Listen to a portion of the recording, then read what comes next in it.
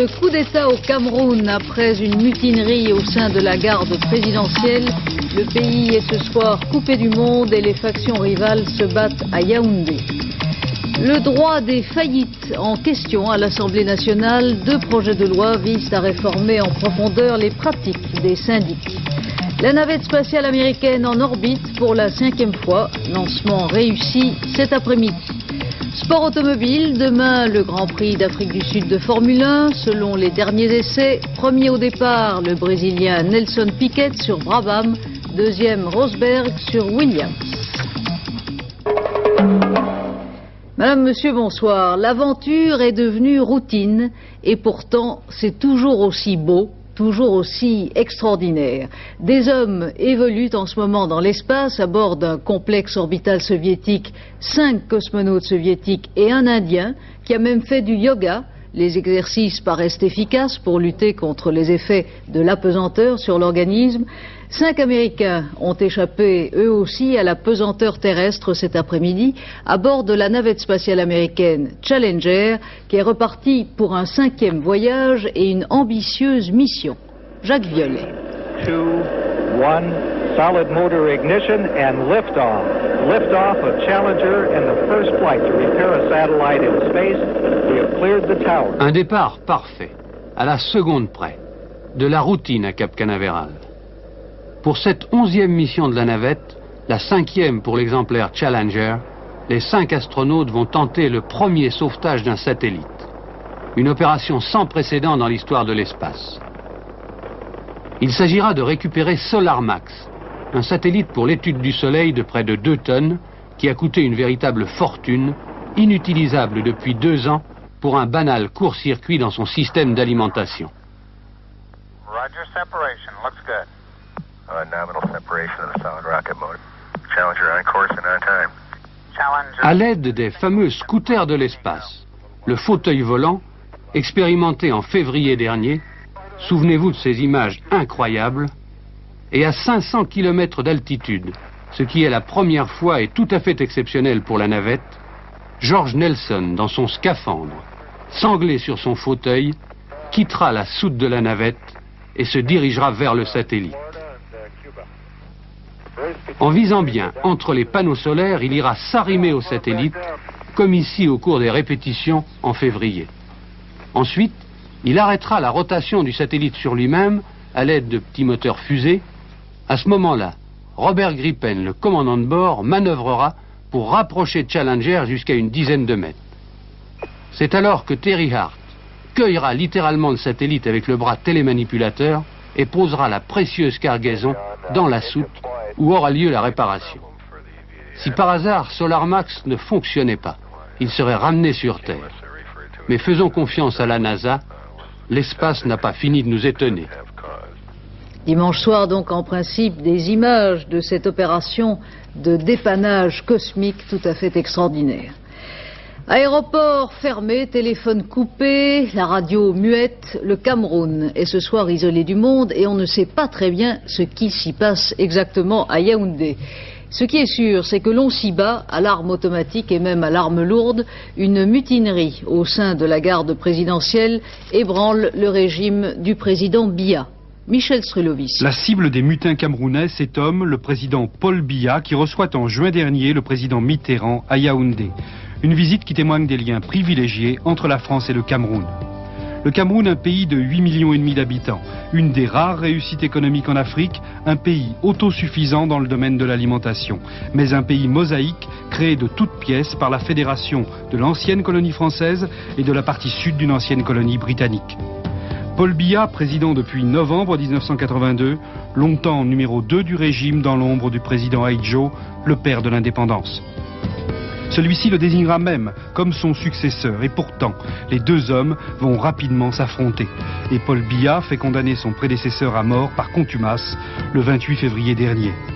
Cet affrontement, un conflit à l'image de l'opposition de plus en plus grave entre le nord et le sud du pays.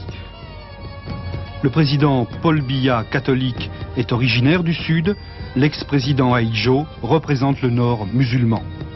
Je dis que les gens du nord qui sont à Douala et à Yaoundé sont agressés verbalement par certains hommes du Sud. Opposition nord-sud qui met en péril l'unité du Cameroun, un pays rassemblant plus de 100 ethnies. Il reste que le problème fondamental, c'est une opposition entre des hommes au niveau de la classe dirigeante qui n'ont pas su maîtriser leurs intérêts au détriment de ce que je considère comme intérêt fondamental, l'intérêt du peuple camerounais.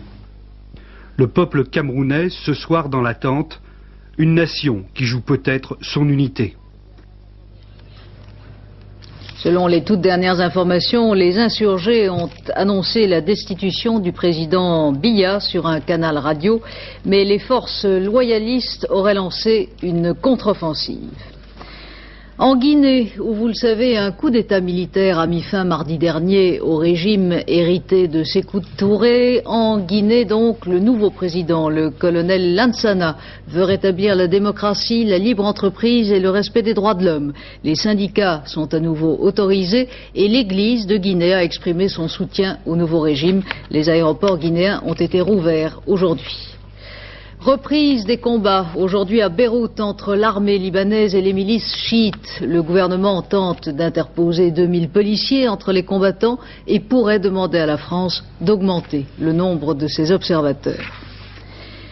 L'actualité en France ce soir reste dominée par le dossier de la sidérurgie. Sur le terrain, des sidérurgistes ont encore manifesté leur mécontentement par des actions limitées en Moselle, à Pompey et à Fos-sur-Mer. Mais dans l'ensemble, la journée a été calme. Le Premier ministre a reçu le président du Conseil régional de Provence-Alpes-Côte d'Azur, Michel Pezet, qui veut nommer une commission d'expertise pour l'usine de Fos-sur-Mer. Et en Lorraine, les représentants régionaux attendent maintenant des précisions sur le rôle exact du comité des sages et sur les implantations industrielles promises par le gouvernement. Jean-Claude Renaud. À l'évidence, 500 millions de francs et un comité des sages ne suffiront pas pour faire renaître la Lorraine. Certes, mais ce n'est qu'un début. Le super ministre de l'Industrie, Laurent Fabius, en recevant les Lorrains la semaine prochaine, espère leur confirmer par exemple que Renault, Matra, la CGE et Rhône-Poulenc vont créer des emplois dans les pôles de conversion. Pour le moment, ces 4 entreprises, dont l'État est l'actionnaire principal, restent discrètes. Seule la régie Renault confirme qu'elle a 3 projets. 1. Agrandir l'une de ses 2 filiales de Thionville et de Metz. 2. Implanter une usine fabriquant des robots à Denain et donc créer 150 à 200 emplois en 5 ans. Et 3. Créer une usine de cristaux liquides, ceux des tableaux de bord, soit 200 emplois d'ici à 87. Cette dernière unité pourrait être installée en Lorraine. Mais 200 emplois, plus 200, ça ne remplace pas les 20-25 000 qui seront supprimés. Il faut obligatoirement un effet d'entraînement qui dépendra du nombre d'emplois créés au départ, mais surtout des Lorrains eux-mêmes, des responsables politiques de la région, qui peuvent soit contrer le plan du gouvernement, soit essayer d'en tirer le meilleur parti, mais surtout des travailleurs concernés qui devront, pendant les 2 années du congé de reconversion, faire un effort d'adaptation considérable pour passer, par exemple, de la sidérurgie à la robotique. 2 commentaires à signaler pour le président du CNPF, Yvon Gattaz. Les mesures pour la sidérurgie sont très douloureuses, mais inévitables. Quant à Raymond Barre, dans un entretien au Figaro Magazine, il estime que le rêve que M. Mitterrand a fait faire aux Français, et notamment aux Lorrains, est en train de tourner au cauchemar. Il me semble, ajoute l'ancien Premier ministre, que les propos de M. Mitterrand sont de plus en plus caractérisés par un économisme qui ne cède en rien à celui que certains me reprochent. Fin de citation. 2 sondages intéressants à signaler aussi. D'abord celui que publiera demain France Soir sur les réactions à la conférence de presse du chef de l'État. 31% des personnes interrogées se disent satisfaits, 46% mécontents et 23% indifférents.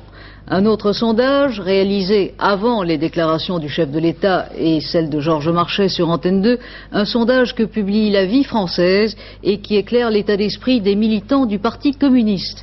Une très large majorité d'entre eux sont favorables à la participation du parti au gouvernement, mais la crise de la sidérurgie lorraine provoque des remous au sein du PC. Ainsi, 3 élus locaux de Lorraine contestent le maintien de leur parti dans la coalition gouvernementale.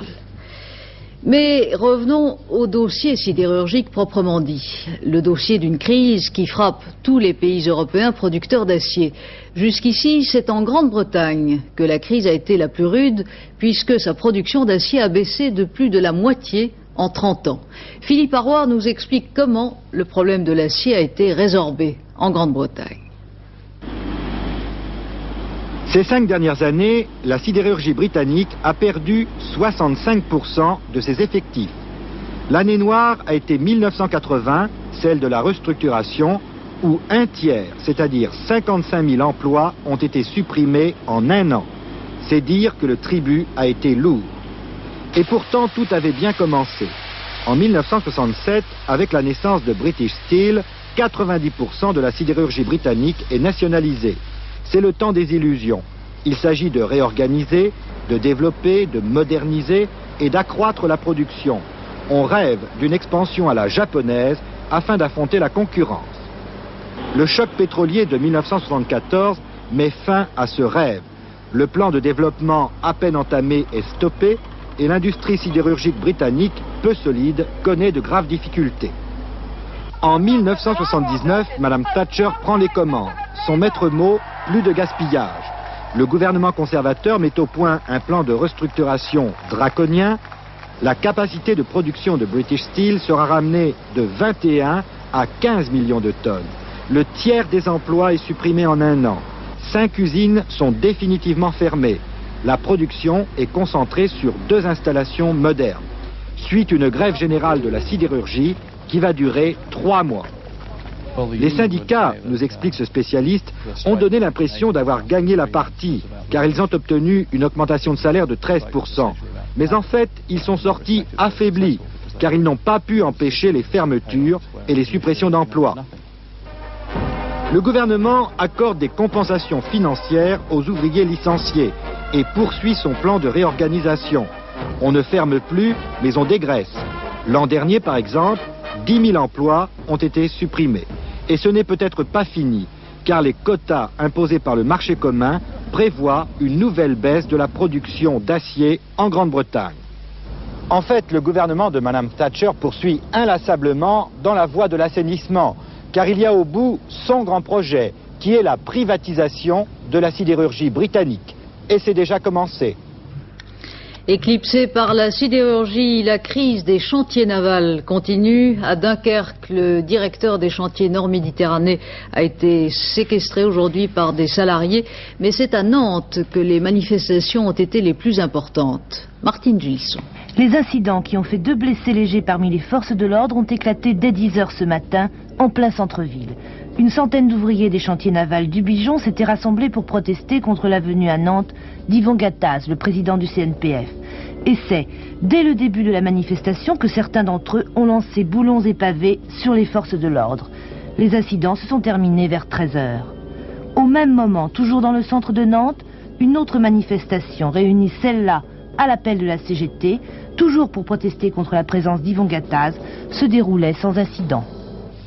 Manifestation aussi des producteurs de lait, manifestation limitée à Dijon et à Condé-sur-Vire. Un investissement de poids en Gironde. Ford France a annoncé aujourd'hui que la société va investir plus d'1 milliard de francs dans son usine de Blanquefort pour produire de nouvelles transmissions automatiques.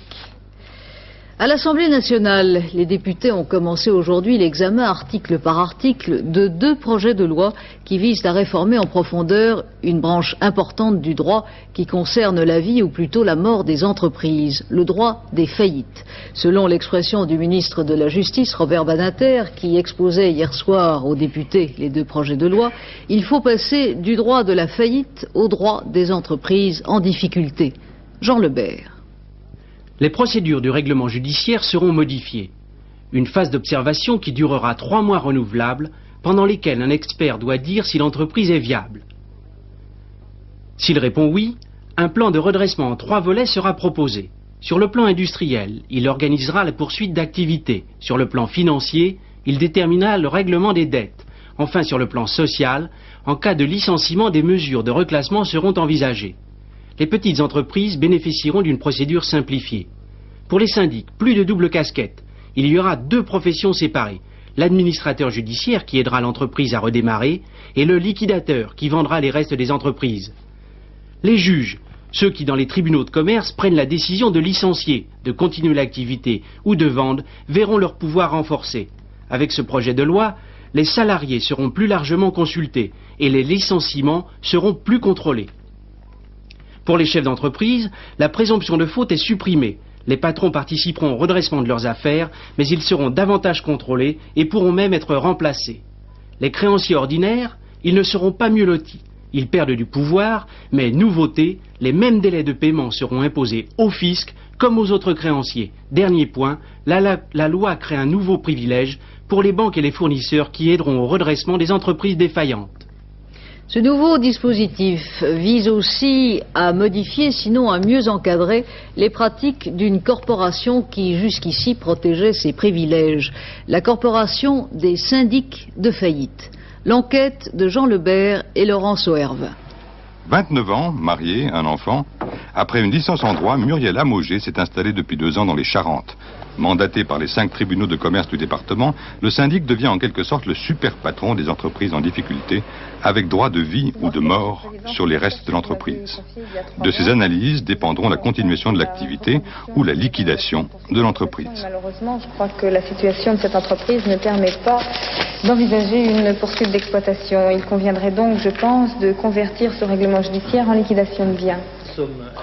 95% des dépôts de bilan se terminent en liquidation de biens.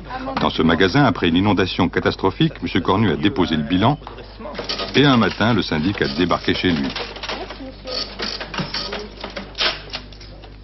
Tout d'abord, il fait un constat de l'entreprise, nous expliquant comment il allait fonctionner. Disons que nos rapports ont été au début très bons, ça nous a plutôt remonté le moral. Et puis ensuite, ça a été un peu le gendarme, la peau de vache. Je dois dire très honnêtement, c'était une jeune femme. Bon, on avait l'impression qu'elle se faisait les dents sur nous. Et après, quand nous avons appris à fonctionner, tout a été pour le mieux. Maintenant, nous avons les meilleurs rapports du monde avec elle. Et je pense que grâce à elle, nous arriverons à nous en sortir. Le syndic a le droit de licencier, de signer des chèques et de vendre. Un pouvoir considérable, pour ne pas dire exorbitant. Est-ce que vous n'avez pas intérêt à liquider, justement? Est-ce que vous ne gagnez pas plus d'argent quand vous liquidez une affaire? Je pense que de toute façon, le problème n'est pas là. Je pense que ne serait-ce qu'au niveau de la profession, réussir un règlement judiciaire et le mener jusqu'au bout, c'est déjà une énorme satisfaction et on est déjà payé pour ça. Mais il est vrai aussi que le pourcentage que nous percevons sur un règlement judiciaire compte tenu de l'importance du chiffre d'affaires est certainement plus intéressant qu'une liquidation de biens, compte tenu du fait que maintenant les actifs de liquidation de biens sont moins importants. Depuis quelques années, M. Klimenko défend les victimes de syndics, une aide bénévole. Pour une entreprise qui s'en sortira, combien de drames? 23 000 entreprises sont liquidées par an et il y a 350 syndics, des syndics qui parfois défraient la chronique.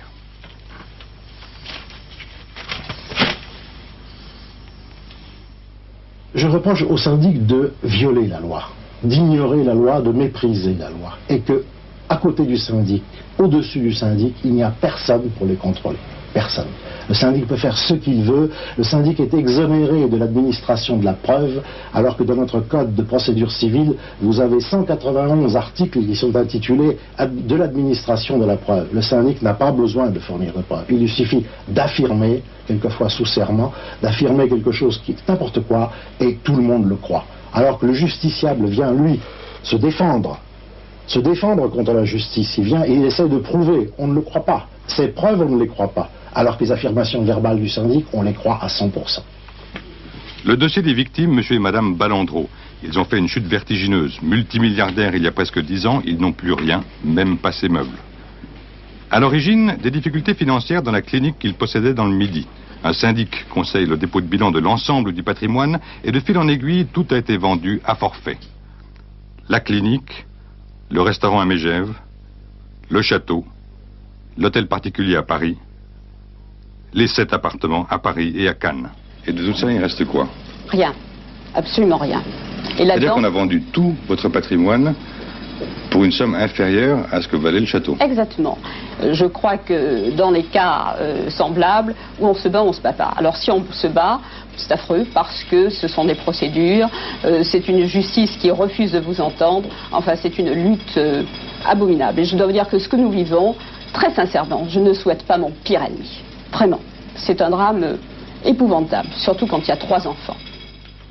Madame Ballandreau est tombée de haut, mais il y a surtout parmi les victimes de nombreux modestes commerçants, avec chaque fois le même scénario, dépôt de bilan, liquidation, vente à forfait.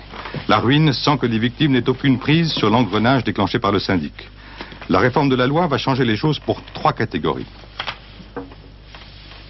Les dirigeants resteront à la tête de leur entreprise et c'est eux qui prépareront le plan de redressement. Les salariés, eux, ne pourront être licenciés qu'avec l'autorisation du tribunal. Quant aux créanciers, eh bien, ils seront tous traités sur le même plan. Et ça, c'est une très grosse innovation. Le fisc, la sécurité sociale et les autres créanciers auront les mêmes délais de paiement. Un mot encore, la disparition de la profession de syndic et la naissance de 2 professions radicalement différentes, une profession de gestion et une profession éventuellement de liquidateur, eh bien, cette séparation est un gage d'efficacité à coup sûr de cette réforme. L'Union nationale des professions libérales critique ce soir dans un communiqué le projet de réforme, estimant que la suppression du lien traditionnel du syndic avec l'autorité judiciaire placera en fait la profession sous la tutelle du pouvoir politique. Le ministre de l'Éducation nationale a rendu public aujourd'hui l'avant-projet de décret sur le statut des enseignants du secteur privé. Pas de grandes innovations, le gouvernement maintient ses principaux objectifs. Une petite concession cependant à l'enseignement privé. La commission chargée du recrutement des enseignants sera composée en majorité des représentants du privé. Cet avant-projet est soumis aux partenaires pour concertation. Le projet de loi sur les rapports entre l'État et l'école privée sera soumis au prochain Conseil des ministres. 3e tour des élections municipales dimanche prochain à Sète. Un 3e tour particulier puisque Sète est la première ville importante dont le maire invalidé appartient à l'opposition.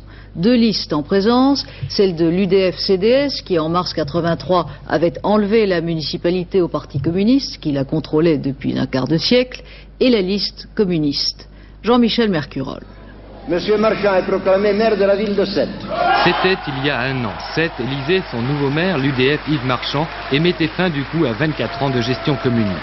Élection contre toute attente, avec 96 voix d'avance, le battu Gilbert Martelly n'ayant pu rassembler sur son nom tous les électeurs socialistes, en dépit de la réalisation de l'union de la gauche entre les 2 tours.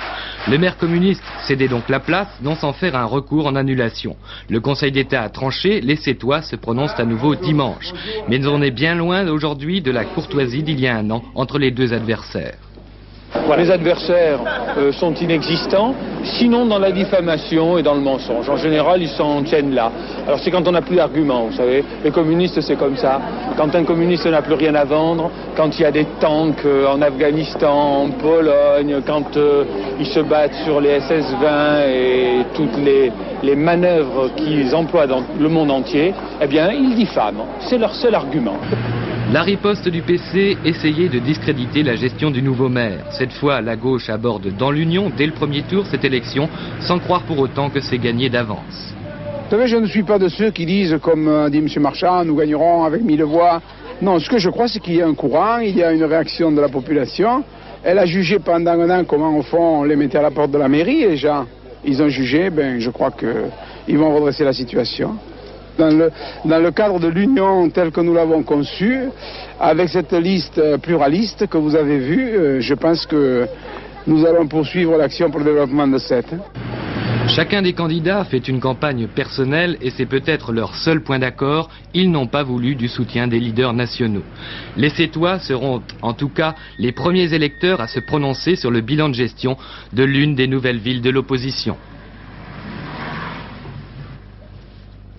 Le président Mitterrand a l'intention d'intervenir rapidement auprès des autorités soviétiques pour les rappeler au respect des droits de l'homme. C'est ce qu'ont indiqué aujourd'hui 2 personnalités de l'opposition reçues à l'Élysée, François Léotard et Michel Noir, qui de retour d'Union soviétique ont apporté au chef de l'État une lettre de Madame Sakharov.